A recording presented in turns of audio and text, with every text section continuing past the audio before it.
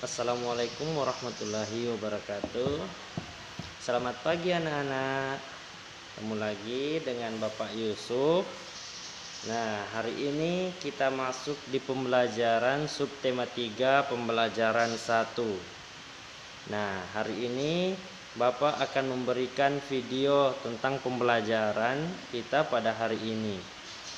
Bapak harap anak-anak semua memperhatikan dari video ini. Nah, di sini Bapak memberikan video tujuannya agar anak-anak bisa melihat ulang materi pembelajaran kita pada waktu berikutnya. Nah, baiklah, sebelum kita belajar, marilah kita berdoa bersama-sama. Berdoa dimulai.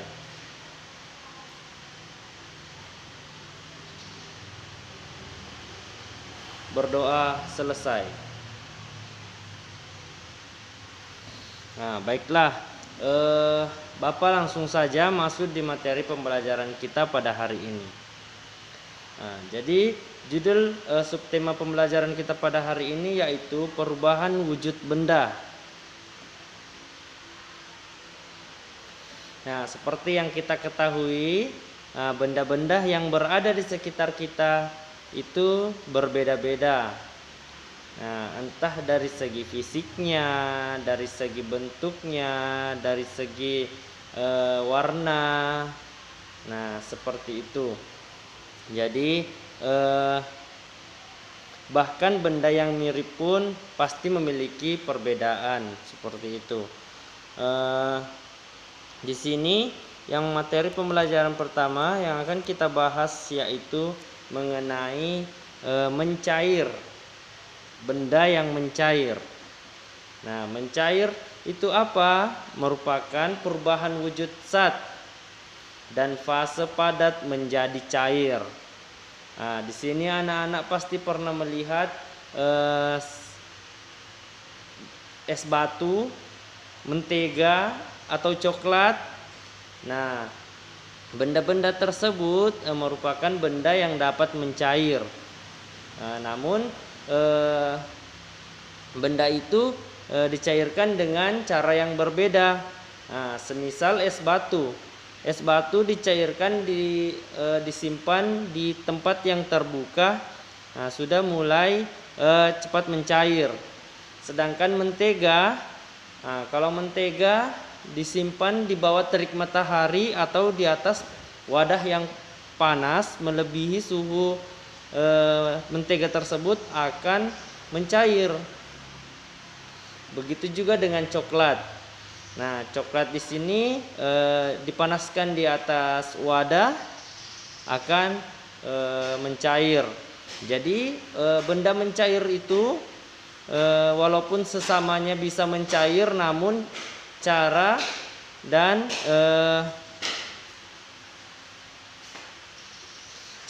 caranya itu berbeda dalam hal mencairnya. Seperti es batu mencair disimpan di tempat yang terbuka, itu sudah cepat mencair. Nah, jadi berbeda-beda walaupun sesama benda tersebut bisa mencair. Oke. Selanjutnya, apa sih yang menyebabkan benda tersebut dapat mencair? Nah, jadi benda tersebut dapat mencair karena nih suhu dari benda tersebut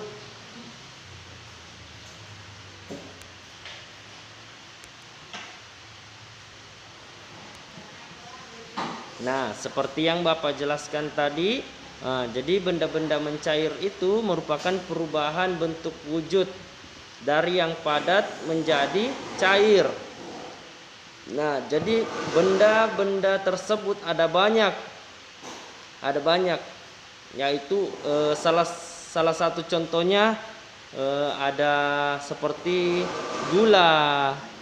Nah, kalau contoh yang lain lagi ada seperti lilin, ada gula pasir, mentega yang seperti Bapak sebutkan tadi. Ada banyak lagi benda yang bisa mencair seperti itu. Sekarang coba perhatikan bukunya. Nah, di situ ada perubahan wujud mencair dalam kehidupan sehari-hari. Nah, di situ yang pertama ada coklat. Nah, coklat batangan. Nah, coklat batangan ini dipanaskan di atas uap air. Nah, sehingga dapat mencair. Yang kedua, mati lampu, pencahayaan dari lilin. Nah, awalnya lilinnya di situ masih utuh. Nah, lalu dinyalakan apinya, panas dari apinya mencairkan sisi-sisi lilinnya seperti itu.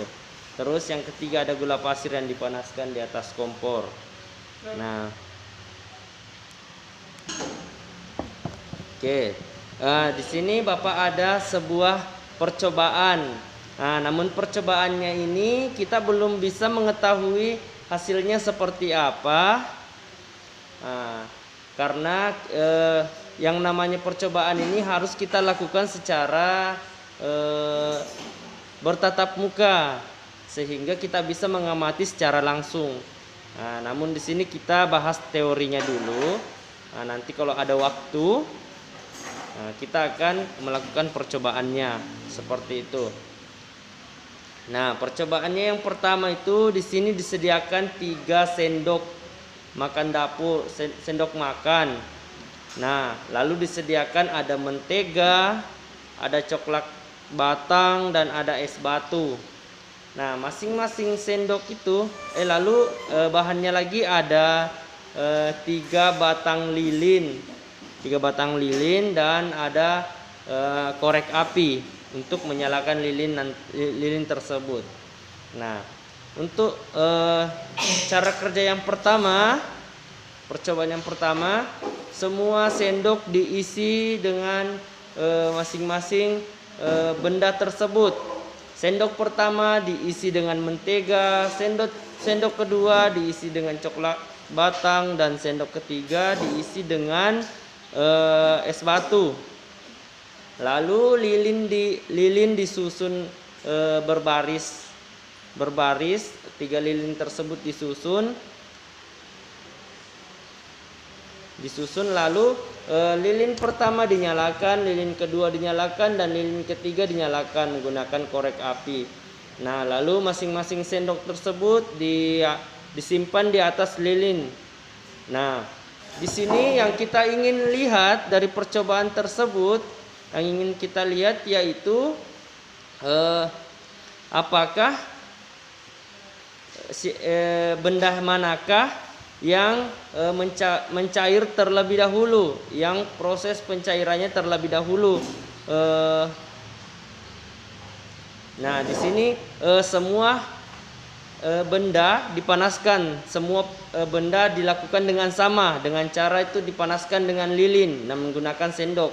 Namun yang berbeda hanya bendanya, ada yang es batu, ada coklat, dan ada mentega. Nah, di sini kita belum bisa mengatakan bahwa es batu yang lebih dahulu cair, atau mentega lebih dahulu cair, atau coklat yang lebih dahulu cair. Itu kita belum bisa mengatakan kalau kita tidak melakukan percobaan tersebut. Nah, jadi percobaan itu harus kita lakukan secara langsung, secara bertatap muka. Namun di sini Bapak hanya menjelaskan teorinya sehingga bisa dapat terpikirkan oleh anak-anak semua. Nah, sehingga nanti kita bisa melakukan hal percobaan tersebut. Sehingga nanti pada saat kita melakukan percobaan, kita tidak bingung lagi bagaimana prosesnya. Seperti itu. Lalu kita lanjut pada satuan baku untuk mengukur berat benda. Nah, sudah Bapak jelaskan pada pertemuan sebelumnya bahwa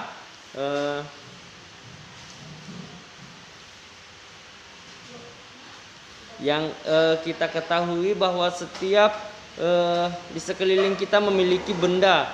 Nah, dan setiap benda itu memiliki berat. Nah, seperti itu. Nah, di sini untuk mengukur berat, nah dapat kita lihat bahwa mengukur berat itu banyak menggunakan alat berat sesuai dengan jenisnya.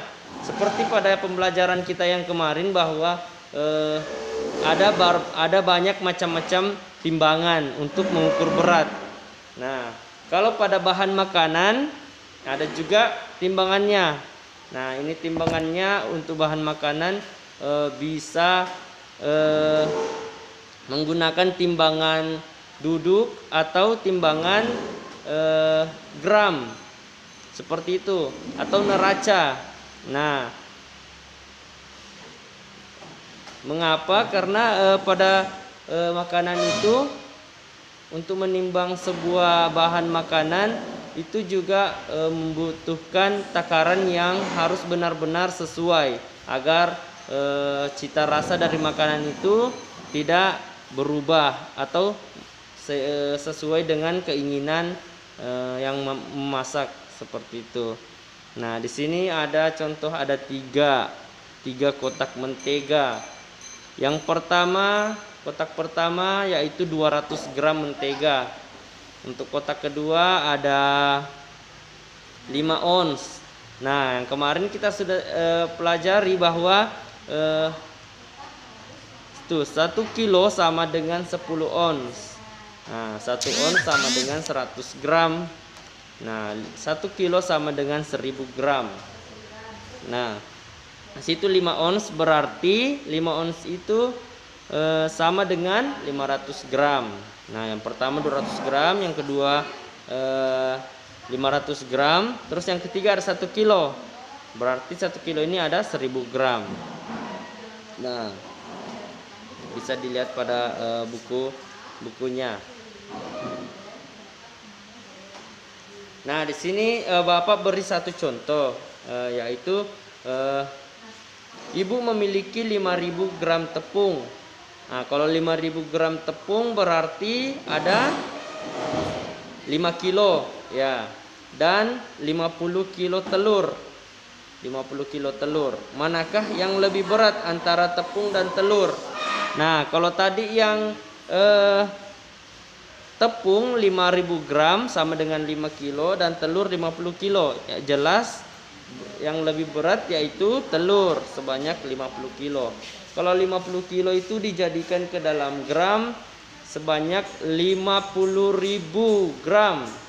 Nah, oke. Nah, selanjutnya mengenal unsur-unsur dalam gambar. Nah, seperti yang anak-anak lakukan kemarin, sempat menggambar.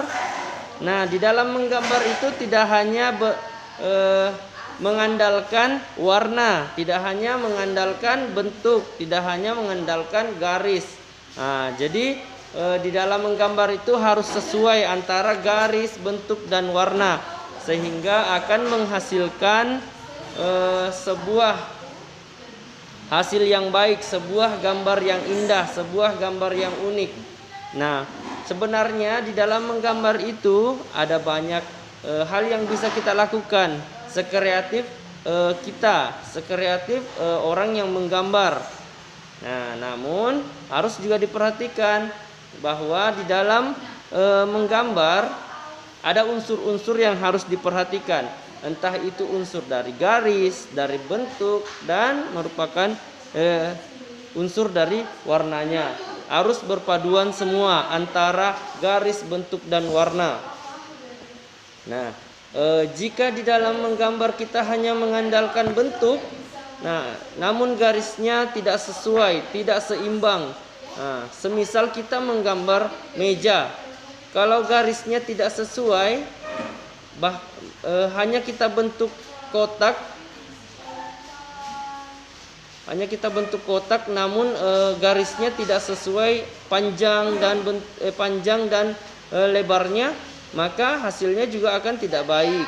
Nah, jadi di dalam menggambar itu kita harus saling berkolaborasi antara garis, bentuk, warna, dan juga kekreatifan kita, sehingga karya kita bisa dinilai unik dan membuat orang yang melihat itu menjadi menjadi lebih bersemangat, menjadi lebih menjadi indah saat orang yang melihatnya, seperti itu. Nah, yang pertama di sini ada garis. Nah, di sini ada garis. Nah, di garis itu merupakan batas dari suatu benda. Nah, entah itu dari ruang, bidang, warna, tekstur, dan yang lainnya. Nah, jenis-jenis garis ada yang garis lurus, ada yang lengkung, ada yang putus-putus, dan ada yang patah-patah atau zigzag. Nah, jadi garis itu bukan hanya mengenai dari pangkal ujung sampai pangkal ujung akhir. Jadi garis itu merupakan bentuk yang menggabungkan antara teksturnya dan bentuknya, sehingga bisa dilihat dan bermakna. Nah, kalau pada bentuk, bentuk di sini ada bermacam-macam. Ada yang bentuk berupa 2 dimensi dan ada yang 3 dimensi. Nah, kalau yang 2 dimensi yang pada umumnya hanya seperti tulisan dan gambar, tulisan dan warna.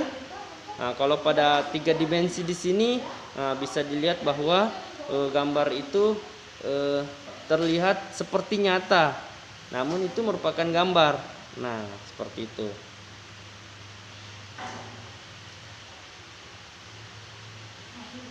Nah, kalau pada bentukan bentuk itu berbeda-beda. Ada yang bentuknya seperti geometris dan non geometris. Nah, kalau pada geometris itu misalnya benda-benda seperti kubus, tabung, bola, itu yang hanya mengandalkan garis dan akan membentuk seperti yang memiliki manfaat, seperti kubus kan sudah dibentuk semacam kotak seperti itu. Nah, kalau pada bentuk yang non geometris itu misalnya daun, itu kan tidak memiliki sisi seimbang.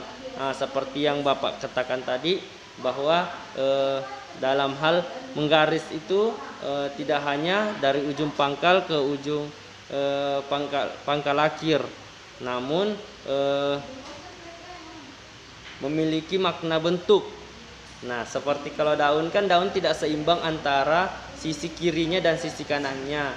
Nah, sehingga itu bisa dikolaborasikan dengan garis.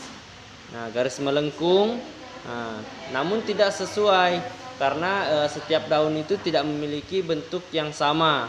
Nah, gitu. Selanjutnya warna. Nah, kalau warna di sini ada banyak macam. Nah, di sini ada warna primer, warna sekunder, dan warna tersier. Nah, kalau warna primer itu warna utama, seperti warna merah, biru. Bisa dikatakan warna primer ini warna dasar, seperti itu. Nah, terus yang kedua, warna sekunder. Nah, warna sekunder ini pencampuran antara warna primer satu dan warna lainnya. Nah, kalau biasanya ini orang-orang yang kreatif banyak melakukan warna sekunder ini sehingga menghasilkan warna yang baru. Nah, biasanya kalau anak-anak yang suka menggambar itu suka mencampur-campur warna, maka hasilnya itu terlihat mewah. Hasil gambarnya terlihat mewah karena tidak dimiliki oleh orang lain. Nah, seperti itu. Mungkin antara pencampuran warnanya seperti merah dan putih, mungkin anak-anak mencampur warna merah dan putih itu anak yang lainnya juga seperti itu. Namun kalau pada anak yang satu ini warna merahnya agak banyak sedikit. Nah, itu kan sudah merubah warna, sudah tidak sama dengan anak yang lain walaupun mereka campur juga warna merah dan putih. Nah, jadi seperti itu. Terus warna tersier. Nah, warna tersier adalah pencampuran antara warna primer dan warna sekunder sehingga menghasilkan warna baru. Nah, yang seperti Bapak katakan tadi itu sudah termasuk dalam kreativitas. Nah, jadi kalau anak-anak yang memiliki kreativitas tinggi, nah, itu tidak hanya mewarnai sebuah tulisan itu, sebuah gambar hanya dengan warna itu saja, pasti memiliki jiwa imajinasi, jiwa yang baru, warna yang baru yang tidak ingin orang lain memiliki warna itu juga. Maksudnya menciptakan warna yang baru sesuai dengan keinginannya. Nah, seperti itu. Nah, mungkin cukup itu saja pembelajaran kita pada hari ini, singkat dari Bapak. Nah, jika ada yang ingin ditanyakan silahkan chat Bapak di WA Bapak. Untuk hari ini tugasnya Bapak kasih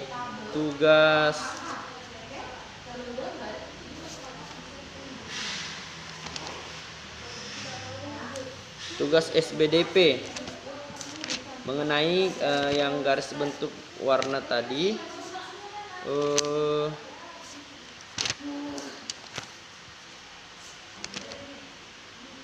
Lihat di bukunya pada uji kompetensi bagian SBDP.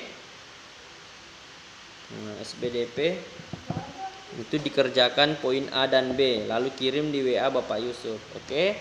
Mungkin itu saja pembelajaran kita pada hari ini. Sebelum kita mengakhiri video ini, silahkan berdoa.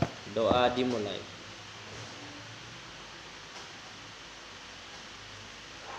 Doa selesai. Oke, mungkin cukup itu saja. Kurang dan lebihnya Bapak mohon maaf. Jika ada yang ingin ditanyakan silahkan WA Bapak, WA pribadi Bapak. Kurang dan lebihnya mohon maafkan. Assalamualaikum warahmatullahi wabarakatuh. Dadah.